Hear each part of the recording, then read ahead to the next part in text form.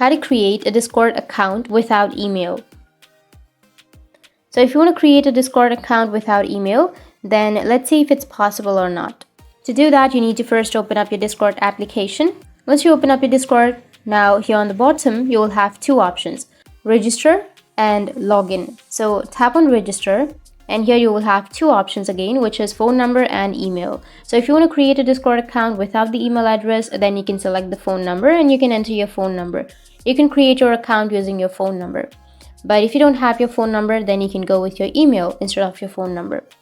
So in this way, you'll be able to create. So if you don't have your email and if you don't want to create your account with your email address, you can tap on phone and then enter your phone number, go with next, create your account, enter your credentials like the username, create your password, verify your phone number, and after that your account will be created.